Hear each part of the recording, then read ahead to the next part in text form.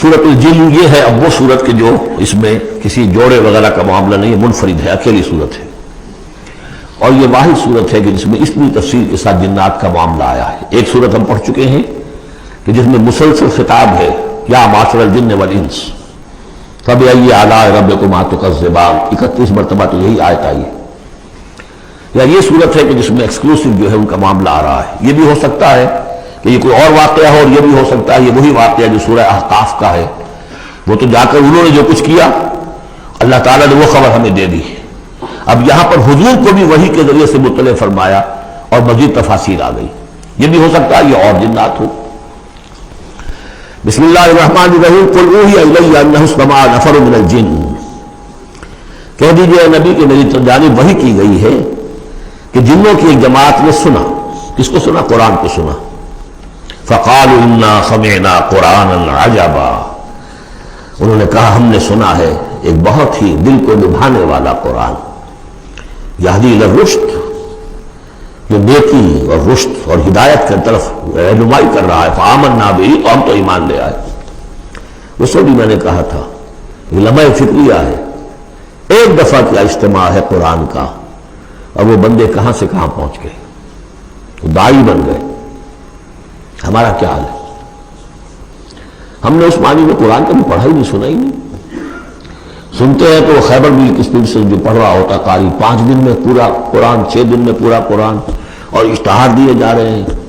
یہ ہے ہمارا ریچول۔ یہاں تو 20 منٹ میں ہو جاتی ہے، یہاں 30 منٹ، یہاں چلو وہاں اور سے بھی کم میں ہو جاتی ہے، وہاں چلو۔ قرآن کا نتیجہ تو یہ نکلنا چاہیے وہ آپ کو پوزیس کر لے، جانے نہ دے۔ اِنَّا سَمِعْنَا قُرْآنًا عَجَبًا يَهْدِي إِلَى الرُّشْدِ فَآمَنَّا بِهِ وَلَن نُّشْرِكَ بِرَبِّنَا أَحَدًا، اب ہم کبھی بھی اپنے رب کے ساتھ کسی کو شریک نہیں ٹھہرائیں گے۔ وَإِنَّهُ تَعَالَىٰ جَدُّ رَبِّنَا، اور یقیناً ہمارے رب کی عزت شان بہت بلند ہے۔ مَتَّخَذَ صَاحِبَةً وَلَا وَلَدًا، اس نے نہیں اختیار کی نہ کوئی بیوی اور جوڑو نہ کوئی اولاد۔ وَأَنَّهُ كَانَ يَقُولُ سَفِيهُنَا عَلَى اللَّهِ شَطَطًا، اور یقیناً ہمارا جو بے وقوف ہے بڑا، مراد یہاں پہ ہے وہی عزازیل، ابلیس، لعین، وہ چونکہ ہمارا ذرا بڑا بڑگر ہے، تو وہ جو کچھ کہتا رہا ہے اللہ کے بارے میں، وہ باتیں جو ہیں وہ بہت ہی غلط تھیں، شطط، خلاف حقیقت۔ وَأَنَّا ظَنَنَّا أَن لَّن تَقُولَ الْإِنسُ وَالْجِنُّ عَلَى اللَّهِ كَذِبًا، ہم تو اس گمان میں رہے، خوش گمانی میں کہ جن اور انسان اللہ تعالیٰ کے اوپر جھوٹ نہیں باندھیں گے، لیکن وہ بدماش تو جھوٹ باندھتا رہا۔ ہم نے اپنی شرافت میں اس کی بات کو مان لیا۔ وَأَنَّهُ كَانَ رِجَالٌ مِّنَ الْإِنسِ يَعُوذُونَ بِرِجَالٍ مِّنَ الْجِنِّ فَزَادُوهُمْ رَهَقًا، اور یہ کہ جو انسانوں میں سے مرد ہیں وہ جنات کے مردوں میں کی حفاظت پکڑتے ہیں۔ یہ ہوتا تھا ان کا طریقہ، وہ سمجھتے تھے کہ بیابان میں جو ہے جنات رہتے ہیں اور وہ ان کے جو ہیں سردار بھی ہیں، تو اب راستے نے پڑاؤ ڈالا ہے جنگل میں، تو سب سے پہلے کہتے تھے کہ ہم اس جنگل کے، اس بیابان کے جنات کی ہم پناہ میں آتے ہیں۔ اب وہ سنتے ہوں گے یہ بے وقوف، یہ آدم کی اولاد، ہمارے تو جد امجد کو نکال دیا گیا جنت سے اس لیے کہ اس کو سجدہ نہیں کیا، یہ ہمیں معبود بنائے بیٹھے ہیں، ہماری پناہ طلب کر رہے ہیں۔ لہٰذا ان میں اور سرکشی پیدا ہو گئی اور اکڑ گئے کہ یہ انسان ہو کر یہ ہماری پناہ مانگ رہے ہیں، ہم سے طلب کر رہے ہیں پناہ، تو اس سے ان کے اندر اور زیادہ سرکشی پیدا ہو گئی۔ وَأَنَّهُ كَانَ رِجَالٌ مِّنَ الْإِنسِ يَعُوذُونَ بِرِجَالٍ مِّنَ الْجِنِّ فَزَادُوهُمْ رَهَقًا وَأَنَّهُمْ ظَنُّوا كَمَا ظَنَنتُمْ أَن لَّن يَبْعَثَ اللَّهُ أَحَدًا، اور دیکھو انہوں نے بھی ایسا ہی سمجھا جیسا کہ تم نے سمجھا ہوا ہے کہ اللہ کسی کو نہیں اٹھائے گا۔ اس کے دو معنی ہیں، یعنی بعد سے بادل موت کوئی نہیں ہے، مرنے کے بعد جی اٹھنا نہیں ہے، اور یہ بھی کہ شاید اب اللہ کسی اور کو رسول بنا کر نہ بھیجے، أن يبعث الله أحدا، اس لیے کہ 600 برس بیت چکے تھے، وہ تورات سے واقف تھے جو سورہ احقاف میں تذکرہ آیا ہے، فترت وہی 600 برس، جو یہ طویل ترین وقفہ تھا نبوت کا کہ کوئی نبوت کوئی رسالت دنیا میں نہیں ہوئی، تو ان کو یقیناً اس سے خیال ہوا ہوگا کہ بس اب ختم ہوا معاملہ، اب کوئی اور رسول نہیں آئے گا۔ وَأَنَّا لَمَسْنَا السَّمَاءَ، اور ہم نے ذرا ٹٹولا آسمان کو، ہم نے چاہا کچھ خبریں لے کر آئیں ذرا غیب کی، فَوَجَدْنَاهَا مُلِئَتْ حَرَسًا شَدِيدًا وَشُعُبًا، تو ہم نے تو پایا اس کو کہ وہ بھرا ہوا ہے صف چوکیداری سے، اور انگارے رکھے ہوئے ہماری وہ ہمیں کھدیڑنے کے لیے۔ یعنی یہ کہ ہمیں معلوم ہو گیا کہ کوئی واقعی وقت ایسا ہے، کیونکہ یہ سارا انتظام خاص طور پر جب کہ وحی نبوت آتی تھی تو اہتمام کر لیا جاتا تھا۔ عام حالات میں کوئی بات نہیں، روح اتر رہے ہیں فرشتے، اور یہ جو ہے یہ آگ سے بنے ہیں، وہ نوری ہیں یہ ناری ہیں، کچھ نہ کچھ ان سے یارانہ گانٹھ کے کچھ نہ کچھ ان سے لے لیتے تھے۔ یا یہ کہ اچک لیا من استرق صراقۃ، کسی نے کوئی چیز جو ہے کہیں سے لے لی۔ لیکن اب جو ہم نے دیکھا ہے آسمان کو تو واقعی وہاں تو بڑے سخت پہرے لگے ہوئے ہیں، یعنی کوئی نہ کوئی وحی کا سلسلہ ہے اور نبوت آنی ہے، اور وہ نبوت ہمیں تو مل گئی، ہم جا کر سنائے کلام اور ہم ایمان لے آئے۔ وَأَنَّا لَمَسْنَا السَّمَاءَ فَوَجَدْنَاهَا مُلِئَتْ حَرَسًا شَدِيدًا وَشُهُبًا وَأَنَّا كُنَّا نَقْعُدُ مِنْهَا مَقَاعِدَ لِلسَّمْعِ، اور ہم وہاں بیٹھا کرتے تھے، وہاں پہ گھاٹ میں بیٹھا کرتے تھے کچھ سنگل لینے کے لیے، مقاعد مقعد بیٹھنے کی جگہ، مورچہ جہاں پہ بیٹھا جائے، ہم وہاں پر اپنے ٹھکانوں میں بیٹھا کرتے تھے۔ فَمَن يَسْتَمِعِ الْآنَ، لیکن اب اگر کسی نے کچھ سننے کی کوشش کی، يَجِدْ لَهُ شِهَابًا رَصَدًا، وہ پائے گا اپنے واسطے ایک انگارہ گھات میں، میزائل پیچھا کرے گا اس کو۔ وَأَنَّا لَا نَدْرِي أَشَرٌّ أُرِيدَ بِمَنْ فِي الْأَرْضِ أَوْ أَرَادَ بِهِمْ رَبُّهُمْ رَشَدًا۔ معلوم ہوتا بہت بڑے عالم تھے یہ تورات کے جاننے والے، انہوں نے ایک ایسی عظیم بات کہی ہے یہ، ہمیں یہ معلوم نہیں کہ آیا زمین میں بسنے والے ان انسانوں کی کوئی شامت آ گئی ہے یا اللہ نے ان کے لیے کسی بھلائی کا ارادہ کیا ہے۔ رسالت آئے گی تو دو ہی نتیجے ہیں، یا تو کوئی عذاب آنے والا ہے اس لیے کہ وما كنا معذبین حتی نبعث رسولا، یا تو کوئی بہت بڑے پیمانے پر انسانوں کی شامت آنے والی ہے، جیسے قوم نوح، قوم ہود، قوم صالح کا حشر ہوا تھا، وہ ویسا ہی حشر ہونے والا ہے۔ اللہ نظری ہم نہیں جانتے اشر ارید بمن فی الارض، زمین والوں کے لیے کسی شر کا فیصلہ کیا گیا ہے، ام اراد بہم ربہم رشدا، یا ان کے لیے ان کے رب نے بھلائی کا خیر کا ارادہ کیا ہے۔ ظاہر بات ہے نبوت اور رسالت محمدی خیر پر منتج ہوئی۔ وَأَنَّا مِنَّا الصَّالِحُونَ وَمِنَّا دُونَ ذَلِكَ، اور دیکھو ہمارے اندر نیک بھی ہیں، جنات نیک بھی رہے ہیں اور دوسری طرح کے بھی ہیں، بد نہیں کہا، یہ ہے حکمت تبلیغ، بروں کو بھی برا نہ کہو، ہاں دوسری قسم کے بھی ہیں، نیک بھی ہے اور دوسری قسم کے بھی ہیں۔ كُنَّا طَرَائِقَ قِدَدًا، ہم تھے مختلف راستوں پر جو کہ ایک دوسرے سے پھٹے ہوئے تھے۔ یہ قددا جو آیا تھا نا، قدت قمیصہ، پھٹ جانا قمیص کا۔ وَأَنَّا ظَنَنَّا أَن لَّن نُعْجِزَ اللَّهَ فِي الْأَرْضِ وَلَن نُعْجِزَهُ هَرَبًا، اور ہم نے یہ جان لیا کہ ہم اللہ کو عاجز نہیں کر سکتے، ہرا نہیں سکتے، نہ زمین میں بھاگ کر، اور ہم کہیں بھاگ کر زمین میں اللہ کو شکست نہیں دے سکتے، اس کی پکڑ سے نکل نہیں سکتے۔ وَأَنَّا لَمَّا سَمِعْنَا الْهُدَىٰ آمَنَّا بِهِ، اور ہم نے تو جب وہ ہدایت سنی، الہدا سنا، اس کی استماع ہم نے کیا، ہم تو اس پر ایمان لے آئے۔ فَمَن يُؤْمِن بِرَبِّهِ فَلَا يَخَافُ بَخْسًا وَلَا رَهَقًا، تو جو کوئی بھی ایمان لائے گا اپنے رب پر، اسے کوئی خوف نہیں ہوگا کہ نہ اسے کوئی نقصان دیا جائے گا، نہ اس پر کوئی زبردستی ہوگی، کوئی زیادتی ہوگی، جیسے جیسے ان کے اعمال صالحہ ہیں پورے پورے اللہ تعالیٰ ان کا اجر ان کو دے دے گا۔ وَأَنَّا مِنَّا الْمُسْلِمُونَ وَمِنَّا الْقَاسِطُونَ، اور دیکھو ہمارے اندر وہ بھی ہیں جو فرما بردار ہیں اور وہ بھی ہیں جو بے انصافی کرتے ہیں۔ یہ قسط کے لفظ کے ساتھ سمجھ لیجئے، جب یہ ثلاثی مجرد میں آتا ہے تو قاسط اس میں فاعل بنا، وہ ناانصاف کے معنی میں ہے، یہ باب افعال کے خواص میں سے ہے، سلب ماخذ اس کو کہتے ہیں۔ جب اپنے باب افعال میں آئے گا تو اس کے معنی ہے عدل و انصاف، اور جب ثلاثی مجرد میں آئے گا تو ناانصافی۔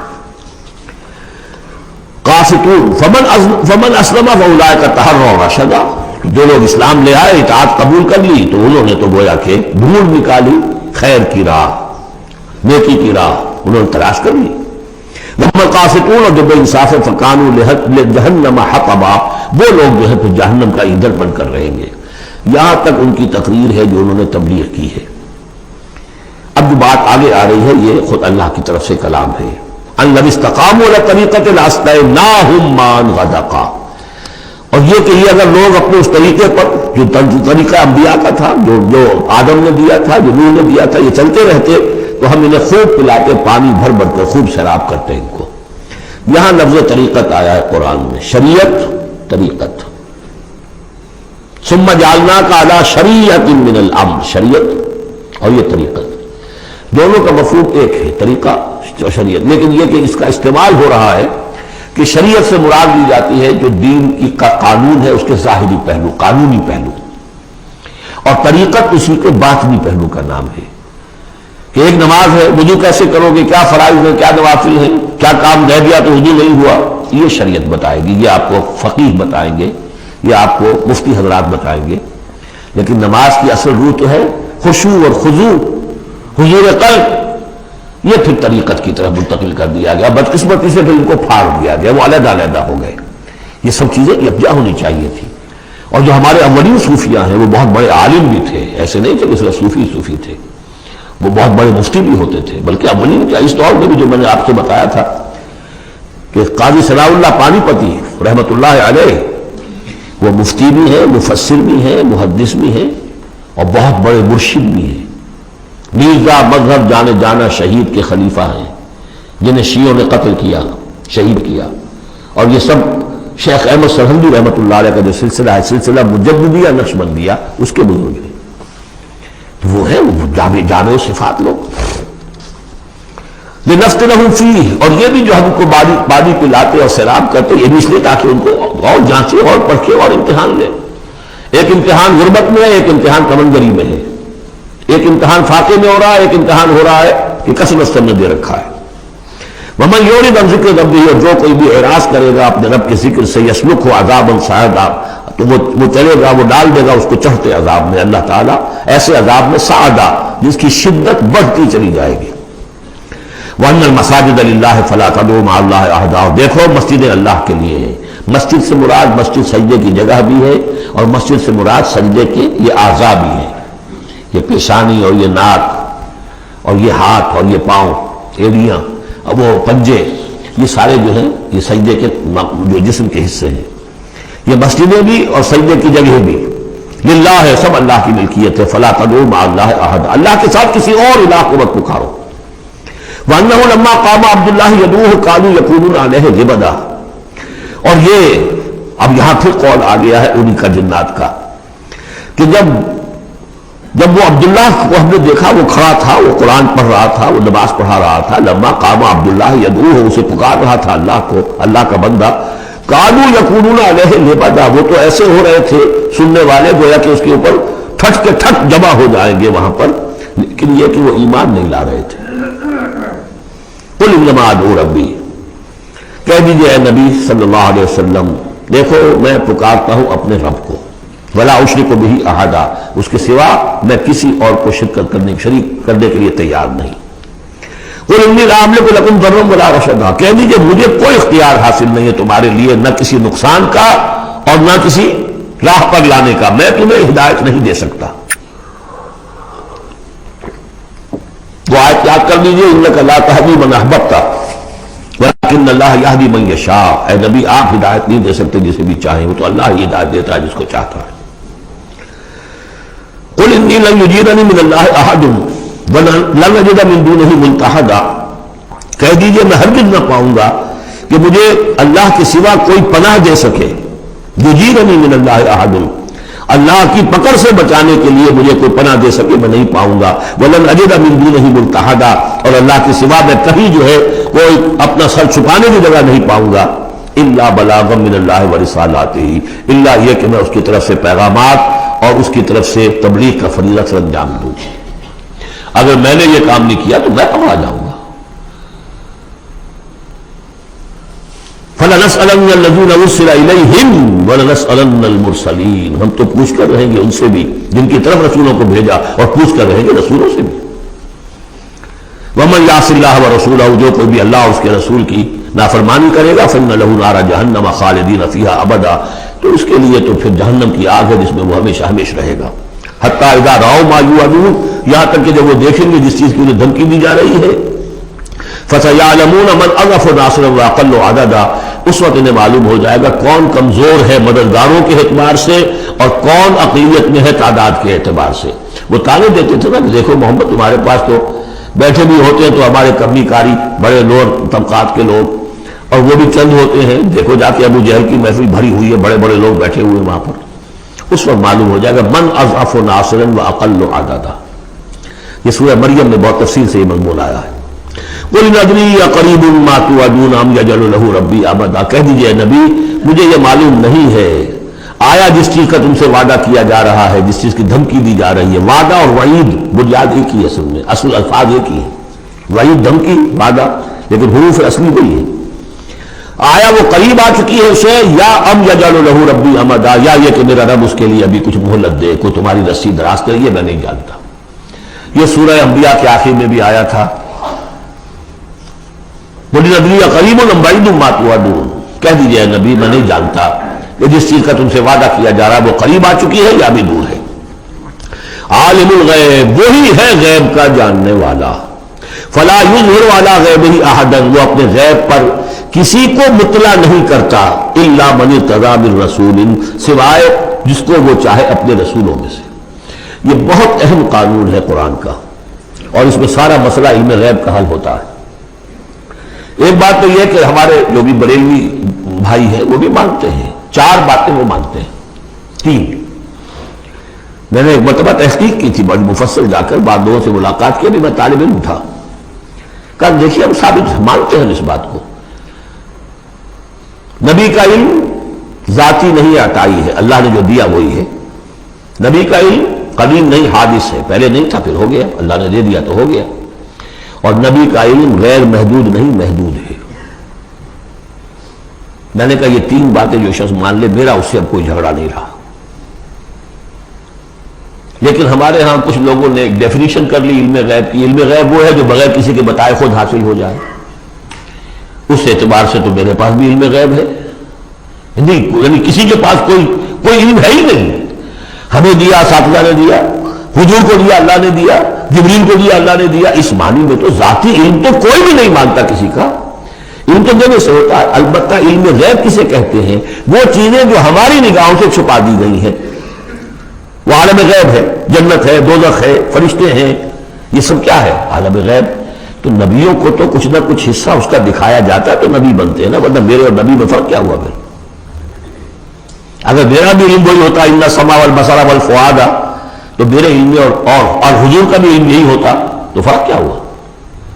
حضور نے تو اس دوسرے علم کے اعتبار سے تو صاف کہہ دیا انتم عالم بامور دنیاکم، لیکن حضور کو معراج میں جنت دکھا دی، دوزخ دکھا دی۔ زمین پر رہتے ہوئے آپ نماز پڑھا رہے تھے، غالباً وہ جو کہ نماز پڑھائی جاتی ہے جبکہ بارش نہیں ہوتی، استسقاء کی نماز، اسی کے دوران اچانک ایک دفعہ آپ آگے بڑھے، لوگ حیران ہوئے کیا ہوا ہے، ایک دفعہ پیچھے ہٹے۔